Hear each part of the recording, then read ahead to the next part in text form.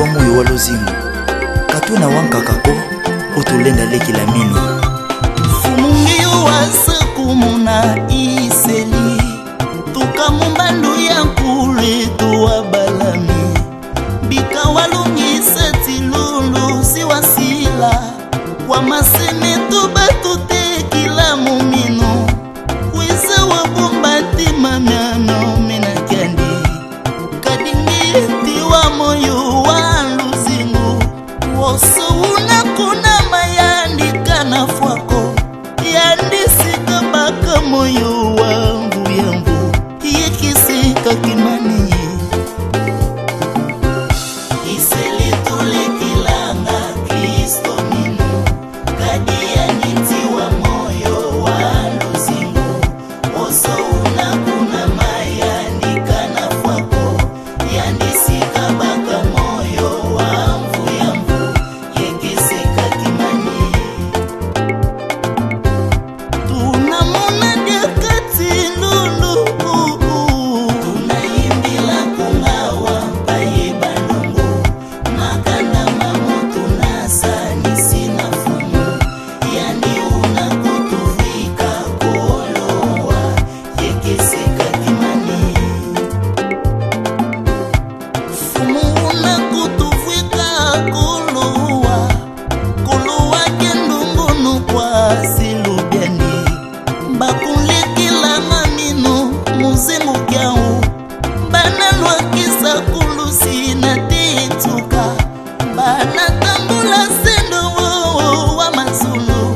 watu sisila mesiyasa mwana nzambi idya hutu zyatimina zabya balami zaki ye Yakobi fumu tusila lengo betoselo byaku bika watu ikaminu utwera vanza talamenize tobato finamene fumu tutanina Zambia balami Isaki ye Yakobi fumu tusila lembo beto cielo byaku bika watu ikaminu mbutwe na vanza talambeni zeto batu fina mene fumu tutanina iseli tulekilanga Kristo minu kadia niti wa moyo wa luzingu woso unakuna mayandika na fwako yandisika baka moyo wangu yangu yekeseka kimani bana bamingu tutoma zibilila bana bamingu tutoma siatimina asinzo monozeto tuyekola kwa yani asinzo monozeto tuyekola kwa yani kadiyandi imbombi eto wakedika kadiyandi imbombi eto wakedika unakutubomba bosoka bombila yobi unakutubomba bosoka bombila Lazaro mupasizani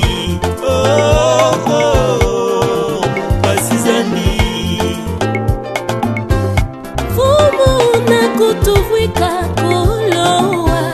kolowa kendungunu kwa silubyani bakulekilanga minu muzingu kyau bana lwakisa kulusi na tiyatuka bana tambula sendo wa mazulu idya utu zyatimina bana baminu tutuma vibibila bana baminu tutuma zyatimina pasinzo mono zetu tuyekula kwa yani kadiyandi imbombi yetu wakedika unakutubomba